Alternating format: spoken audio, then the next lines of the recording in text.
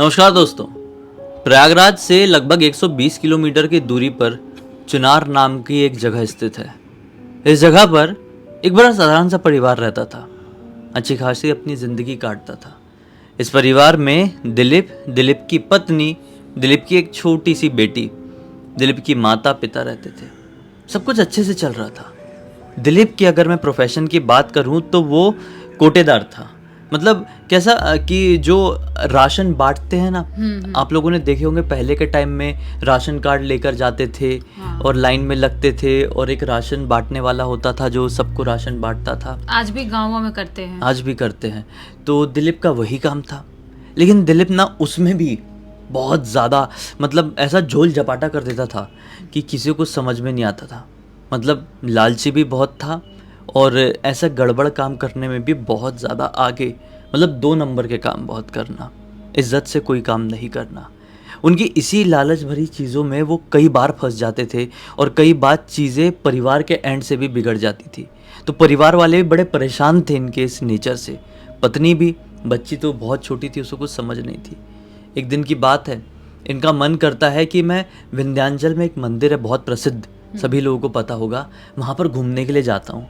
तो इन्होंने अपने एक इनका भतीजा था, मतलब समझ लो थोड़ा दूर का भतीजा नितिन, उससे बात किए और बोले कि नितिन को कि अपने एक दोस्त को भी लेके आना, अपन तीनों बढ़िया विंध्याचल चलते हैं अपनी कार में सवार होकर, मज़ा आएगा, बहुत टाइम से मेरा मन कर रहा है। तो नितिन ने बोला ठीक है चलो चलेंगे। कुछ दिन बाद वो समय आ गया जब ये लोग अपनी कार में सवार हुए और तीनों आदमी लोग। नितिन तो छोटा था, नितिन का दोस्त भी थोड़ा छोटा, लेकिन ये चाचा जी ये तो थोड़े बड़े उम्र के। ये पहुंच गए विंध्याचल। दिन भर बढ़िया वहाँ पे गए हैं, दर्शन किए हैं, बहुत टाइम स्पेंड किए मंदिर में और फिर लौट रहे थे। वो मंदिर ना हाइट में है विंध्याचल का, तो सीढ़ियाँ हैं बहुत सारी उतरने की। तो ये सीढ़ियाँ उतर ही रहे थे।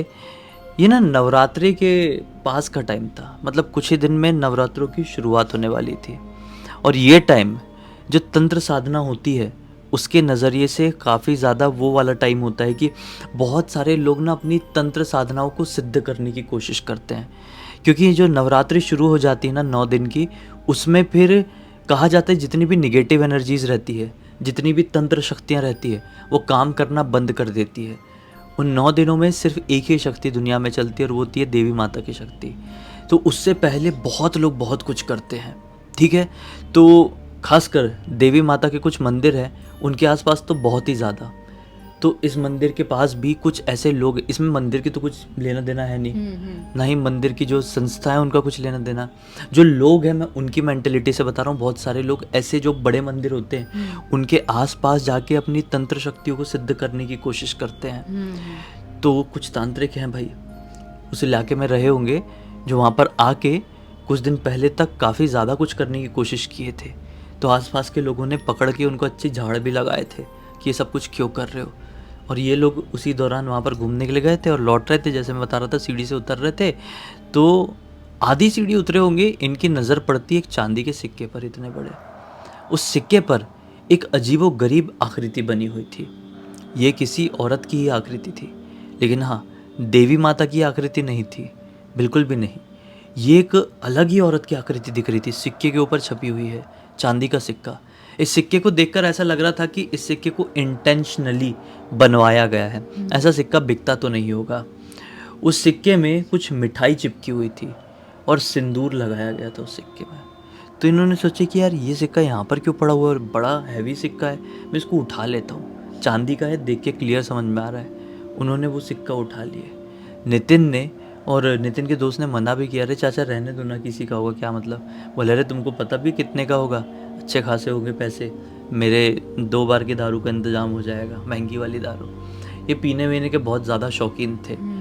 तो क्या किए, अपने जेब में डाल दिए, फिर से कार में सवार हुए और अपने घर। अब अगला दिन आया।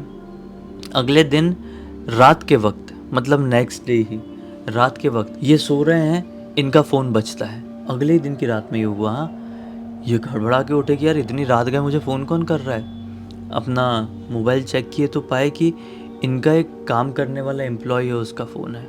ये फ़ोन उठाते हैं, वो बड़ा घबराया हुआ लग रहा था। सर जल्दी से आप गोडाउन के पास आ जाइए, बहुत बड़ी मुसीबत हो गई है। ये बोलते हैं ऐसा क्या हो गया, रुक मैं आता हूँ। फ़ोन काट के वहाँ पहुँचे तो क्या पाए कि इनके गोडाउन में आग लग गई है। और जितना भी अनाज वनाज मिट्टी तेल वगैरह रखे हुए थे, राशन का ही तो काम था इनका, सबकी बोरियां झुलस गई हैं, कुछ नहीं बचा, गोडाउन पूरा खाक हो गया। और ये मतलब वहीं पर बेहोश हो गए देख के कि इतना बड़ा नुकसान, अब मैं अपनी ज़िंदगी में क्या करूँगा।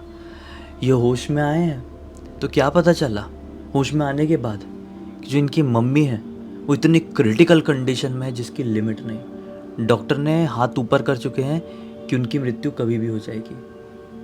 लेकिन ऐसा क्या हुआ, इनको कुछ समझ में नहीं आया कि सब कुछ तो ठीक था। मैं घर से आग का सुनकी लेकर निकला था अपने घर से, हाँ, गोडाउन तक जाने के लिए। गोडाउन में ही था, मैं बेहोश हो गया, फिर मैं होश आया तो मैं हॉस्पिटल में हूँ। अगले दिन इनको होश आया, काफ़ी ज़्यादा घबरा गए थे ये। और ये हॉस्पिटल में जाके तो ये पता चल रहा है कि मम्मी मुझसे ज़्यादा सीरियस हो गई है। तो इन्हें पूछा अपने घर वालों से कि मम्मी को वो गोडाउन में आग लग गई, ऐसा कुछ बताए थे क्या? तो इन लोगों ने बोले नहीं, आप जैसे ही घर से निकले थे रात में, उसके जस्ट आधे घंटे बाद, हमको तो कुछ पता भी नहीं कि आप कहाँ गए हो, किस वजह से गए हो, मम्मी की बहुत तबीयत ख़राब हो गई। मतलब इनकी पत्नी इनको बता रही है। और बस रात होते होते तक इनकी मम्मी की मृत्यु हो गई। अब क्या, 2 दिन बाद नवरात्रि शुरू हो गई।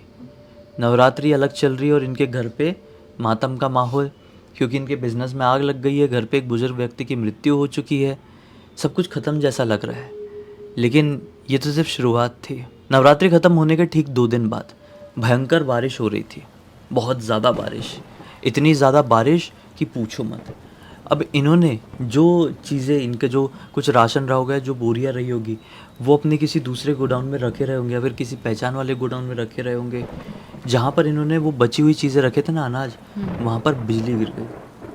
और जितनी भी बची कुची चीज़ें थी, मतलब वहाँ पे पैसे भी रखे हुए थे बहुत, अपने गले के जो पैसे होते हैं, कुछ ज्वेलरी भी रखे हुए थे, क्योंकि घर पे इतनी मुसीबत चल रही है इसीलिए कि घर पे बहुत भागा दौड़ी हो रही है, तो मैं गोडाउन में रख देता हूँ, दूसरे गोडाउन में। और अनाज भी, वहाँ पे बिजली गिर गई, सब खत्म। अब इतना कुछ हो गया तो शायद ये बर्दाश्त नहीं कर पाए। उसके अगले ही दिन ये सो रहे थे, अचानक से फिर से रात में इनका फ़ोन बजा। घबराहट के मारे उठे कि अब क्या हो गया, अरे बाप रे। और बिस्तर से जैसे ही खड़े हो ही नहीं पाए, मुंह के बल गिर गए। इनका फ़ोन बज रहा है, ये उठना चाह रहे हैं लेकिन उठ नहीं पा रहे हैं। ज़ोर ज़ोर से चिल्ला के रोने लगे, क्योंकि अब डर कि अब कौन सी बैड न्यूज़ मिलती है, अब कहाँ से बैड न्यूज़ मिलती है। इनके पापा आ गए, इनकी पत्नी, इनकी बेटी सब जाग गए। ये उठ क्यों नहीं पा रहे। बहुत उठाने की कोशिश की है लेकिन नहीं उठ पाए। एम्बुलेंस को फ़ोन किए, एम्बुलेंस आई, मतलब ये होश में है, सिर्फ इनकी पूरा जो बॉडी का निचला हिस्सा है ना, वो काम करना बंद करती है। एम्बुलेंस आई है, जैसे ही हॉस्पिटल में पहुँचे, डॉक्टर ने बोले हैं कि अंदर कुछ ऐसी चेकिंग वेकिंग के लिए लेके जाना पड़े। वो अंदर लेके गए हैं तो इनकी बॉडी पूरी वाइब्रेट करने लगी, पूरी ऊपर से नीचे, और आँख वाँख पलट गई और पूरी बॉडी वाइब्रेट कर रही है। डॉक्टर से लेकर हॉस्पिटल में मौजूद हर एक व्यक्ति घबरा गया कि इनको हो क्या गया है। मतलब अच्छे खासे आए थे, मतलब इतने भी अच्छे खासे नहीं, लेकिन ये ऊपरी हिस्से से पूरे नॉर्मल थे, इनको पैर में कुछ प्रॉब्लम हुई थी, अभी अचानक से पूरी बॉडी में ऐसा क्या हो गया है, और किसी चीज़ में कुछ रिएक्ट नहीं कर रहे हैं। डॉक्टर इनको इंजेक्शन दे रहे हैं, डॉक्टर इनको ऐसे टेस्ट करने के लिए ऐसे मार के देख रहे हैं कहीं पे, वो कुछ रिएक्ट नहीं कर रहे, कुछ बात नहीं कर रहे हैं। डॉक्टर ने बोले अर्जेंट इनको कुछ दवाई देना पड़ेगा जिसकी वजह से ये शांत हो जाए, इनकी बॉडी रिलैक्स हो जाए, फिर ये बेहोश हो जाए। इनको पता नहीं इनको क्या हो जाएगा, तभी हम इस चीज़ को चेक कर पाएंगे। डॉक्टर ने वो सब कुछ दिए हैं, ट्रीटमेंट शुरू करे हैं, घर वालों से फॉर्म में साइन करा लिए कि इस ट्रीटमेंट के दौरान अगर इनको कुछ भी हो जाता है तो हमारी जिम्मेदारी नहीं रहेगी। घर वालों को तो वहीं पर चिंता शुरू हो गई बहुत ज़्यादा कि ऐसा क्या ट्रीटमेंट चल रहा है, इनको ऐसा क्या हो गया। घर वाले पूछ के परेशान हैं लेकिन नहीं बता रहे हैं। आने वाले 4-5 दिन तक इनका ट्रीटमेंट चला है, लेकिन ये आँख नहीं खोले अपनी, बिल्कुल भी जाग नहीं रहे हैं। फिर इनका कोई रिश्तेदार आया होगा हॉस्पिटल में, उसने देखा कि इनकी इतनी ख़राब कंडीशन हो चुकी है, तो रिश्तेदार ने बोला कि देखो तुम्हारे घर पे अभी 15-20 दिन के अंदर इतना कुछ हो चुका है, वो बहुत ज़्यादा डरा देने वाला है। ये चीज़ कैसे हुई है कुछ समझ में नहीं आ रहा है। इस चीज़ के पीछे कोई कोइंसिडेंस नहीं है, बल्कि एक बुरा श्राप है। क्या श्राप हो सकता है?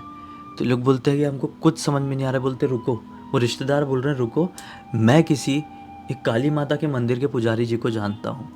वो बहुत ही सिद्ध पुजारी हैं और उनको बहुत सारी चीज़ों का ज्ञान है। वो मतलब ऐसी उनको किसी को भूत बाधा भी हो जाती है ना, वो ठीक करते हैं। मैं उनको लेकर आता हूँ। तो रिश्तेदार गए हैं, उनको हॉस्पिटल लेकर आए, वो पुजारी जी को एक तरीके से वो, हम उनको तांत्रिक कहते हैं अभी के लिए, क्योंकि उनको बहुत कुछ आता था। वो आते हैं और तुरंत ही इनके सामने हॉस्पिटल में इनके बेड के सामने ही बैठते हैं और बता देते हैं कि इस लड़के को कुछ मिला था क्या कहीं पे, ऐसा आँख बंद किए कि जैसे उनको कुछ दिख रहा है। बोलते हैं इस लड़के को कहीं कुछ मिला था क्या कुछ दिन पहले। तो वहीं पर नितिन भी था किस्मत से। परिवार के लोग इकट्ठे हो चुके क्योंकि इनकी कंडीशन बहुत बिगड़ गई है। तो नितिन इनका भतीजा भी था। नितिन बता देता है कि बाबा जी हाँ, हम लोग तो ऐसा ऐसा गए हुए थे, इनको चांदी का सिक्का मिला हुआ था। तो पत्नी ने बोली हाँ ये चीज़ तो मुझे इन्होंने बताए थे, लेकिन मैंने भी सोची कि ऐसे ही है, जाने दो। मैंने पूछी भी कि क्या करोगे उस सिक्के का, ऐसा मिला है तो उन्होंने बोल दिया क्या करूँगा, बेचूंगा और दारू पी लूँगा। तो तांत्रिक बाबा बोलते अनर्थ, क्या इसने उस सिक्के को सही में बेच दिया। पत्नी बोली हाँ बेच दिए, और उसकी पिए भी। नवरात्रि का ही टाइम चल रहा था। वैसे ही नवरात्रि में कभी हाथ नहीं लगाते थे, लेकिन माँ जी की मृत्यु हो गई थी, ये बहुत टूटे हुए थे। उस सिक्के से ये कोई तो भी दारू लेकर आए हुए थे। मैं बहुत मना करी कि मत पियो मत पियो, लेकिन ये छत में जाकर पिए थे। बाबा बोलते हैं बस ये जो सिक्का इसको मिला था ना, ये किसी तांत्रिक का वहाँ पर छोड़ा हुआ था, जो कि अपनी काली शक्तियों को सिद्ध करने के मकसद से इस सिक्के को बनवा कर वहाँ पर छोड़ा था। उसने अपनी तंत्र शक्तियों को उस सिक्के में कैद किया था। इसने वो सिक्का उठाया, अपने जेब में डाला। वो तांत्रिक की सारी शक्तियाँ, सारी तंत्र साधना उस सिक्के में कैद थी। ये जेब में डालकर लेकर आ गया। तब तक तो ठीक था, प्रकोप तो था, निगेटिविटी घर पर लेकर आया बड़ी भयानक वाली, लेकिन ये उसको बेच कर और दारू पी लिया है। तो बस अब कोई कुछ नहीं कर सकता, कुछ भी नहीं। मैं भगवान तो हूँ नहीं जो मैं इसको ठीक कर लूँ। अब आप लोग भी अपने सब लोगों को बुला लो, इसका जाने का वक्त आ गया। बस फिर क्या था भाई, तांत्रिक बाबा गए ही हैं। 2 घंटे बाद या 3 घंटे बाद ये ना अचानक से ऐसा मुंह खोलना शुरू कर दिया। हाँ, ऐसा पूरा टेढ़ा होके मुंह खुल रहा है। तो इनकी पत्नी ने सबसे पहले नोटिस करी कि ये क्या हो गया। रोते रोते डॉक्टर को बुलाई। पूरा ऐसा मुंह फट गया है, आँख वाँख पलट गई है। डॉक्टर साहब ने बोले कि कोई फ़ायदा नहीं, अब हम कुछ भी ट्रीटमेंट कर ले, आप इनको घर पे लेके चले जाओ, अब इनकी जान कभी भी जा सकती है। क्या कर सकते थे, गाड़ी किए हैं, घर पर लेकर आ गए। 1 दिन 2 दिन तक ये वैसी कंडीशन में रहे। फिर आखिरकार सभी घर वाले इकट्ठे होकर इनके मुंह में गंगा जल डाले और इनकी मृत्यु हो गई। सोचो, मतलब सिर्फ एक लालच की वजह से। क्या लालच? कि ये चीज़ मेरे को मिल जाएगी तो मैं इसकी दारू पीऊँगा। एक तो नवरात्रि का टाइम चल रहा था और उसमें भी ऐसी हरकत। इनको समझना चाहिए कि वो बच्चे समझ गए थे। नितिन के दोस्त इन लोगों ने बोल देते कि रहने दो ना चाचा, क्या मतलब उठा के। लेकिन वो बोला नहीं, अरे क्या होता है, कुछ नहीं होता, ये सब चीज़ों पे मैं विश्वास नहीं करता, घर ले जाके दारू पीऊँगा, मेरे 2 बार की महंगी दारू का इससे निकल जाएगा। ऐसा बोल के वो सिक्का लेकर आए थे यार। मतलब थोड़ी तो समझ होनी चाहिए कि वो सिक्का लाए ही थे और इनके घर पे ऐसा कुछ हरकत हो गई थी, गोडाउन में आग लग गई थी, फिर इनकी माँ की तबीयत ख़राब हो गई, ऐसा हो गया वैसा हो गया। उसी समय इस सिक्के को वहीं पर ले जाकर रख देना चाहिए था। इनफैक्ट इनकी पत्नी का अब बताना होता, उस समय तो नहीं बोल पाई थी, लेकिन अब बताती इनकी पत्नी कि मैंने इनको बोली भी थी कि इस चीज़ को ना जहाँ से लाए हो वहीं पर छोड़ कर आ जाओ। ऐसी चीज़ों को घर पर नहीं लाते हैं। पता नहीं किसने वो सिक्के को वहाँ पे रखा होगा, किस मकसद से रखा होगा। वैसे भी उस सिक्के में मिठाई और लाल सिंदूर छिड़का गया था। आप ही बता रहे हो। मैंने तो सुनी हूँ कि मंदिरों के पास नवरात्रि से पहले पहले बहुत सारे लोग इकट्ठे होते हैं और वहाँ पे तो कुछ लोग पकड़ाए भी थे जो अजीबोगरीब गतिविधियाँ कर रहे थे। ये सिक्का उनमें से किसी का एक का तो नहीं था, लेकिन ये समझे ही नहीं। ये समझे ही नहीं, अपनी ज़िद में रहे, बोले मेरा तो जुगाड़ हो गया है। और आखिरकार क्या हुआ, इनकी जान चली गई और पूरा परिवार बिखर गया। इनके पास पैसे की कमी तो थी नहीं, पहली बात। अच्छा खासा काम चल रहा था, सब कुछ चल रहा था। उसके बाद भी उन्होंने इतना ज़्यादा लालच किए और कहीं पर भी पड़ा हुआ कोई भी सिक्का ऐसे रैंडम उठा लिए और उठाए भी, मना करने के बाद उठाए भी और बेची भी और गलत चीज़ में यूज़ किए। सबसे बड़ी बात यह है, अगर शायद वो उठाने के बाद पूजा पाठ या कोई चीज़ में यूज़ किए होते तो शायद ये जो इफेक्ट हो रहा था वो इतने हद तक नहीं होता। लेकिन वो उठा के दारू पीने में यूज़ कर ले। सोचो वही तो, कि इसके पैसे मिले, ये मिले हैं, इसका मैं बेच दूंगा, पैसे मिले तो किसी को खाना खिला दिया। हाँ, या फिर उसके पैसे मिले तो उसी मंदिर में चढ़ा दिया पैसे। नहीं, इनने कुछ अलग ही किया, गलत काम कर दिया। और ऐसे मैंने भी बहुत जगहों पर देखी हूँ जहाँ पर बहुत सारे सिंदूर उंदूर, मटका वटका और नींबू पड़ा रहता है और वहाँ पे कुछ कुछ क्वाइन वाइन और चावल वाल भी गिरा रहता है। लेकिन वहीं से जो लोग उठाते होंगे वो क्वाइन, बहुत सारे कॉइन देखी हूँ मैंने जो उठाते होंगे और फिर उनकी ज़िंदगी ऐसे ही बर्बाद होनी चालू हो जाती होगी। सही बात है। इस पूरी घटना की जानकारी दिलीप जी के भतीजे नितिन ने अपने फ्रेंड आशुतोष को दिया और आशुतोष ने हमें इंस्टाग्राम पर लिख कर भेजे। हमने सोचे कि आप लोगों को सुनाए जिससे आप लोगों को एक बहुत अच्छी सीख, एक अलग ही जानकारी प्राप्त हो। इसी बात पे अब तक इस वीडियो को देख लिए हैं तो लाइक ज़रूर कर देना, चैनल को सब्सक्राइब करके बेल आइकन दबा के ऑल के ऑप्शन में क्लिक करना, क्योंकि इसी तरह के हैरान कर देने वाले खौफनाक वीडियोस डेली आप लोग के सामने लेके आते रहते हैं। इंस्टाग्राम की लिंक इस वीडियो के डिस्क्रिप्शन बॉक्स में मिल जाए, क्लिक करके डायरेक्टली वहाँ पर पहुँच जाना। और इसी तरह की कोई भी कहानी, टॉपिक या जानकारी आप लोग के पास भी है तो लिख भेजना। हो सकता है हमारा अगला वीडियो कल आपके हिसाब से ही बन रहा हो। तो चलिए कल फिर से मिलते हैं, तब तक के लिए बहुत बहुत धन्यवाद। आपका दिन शुभ हो।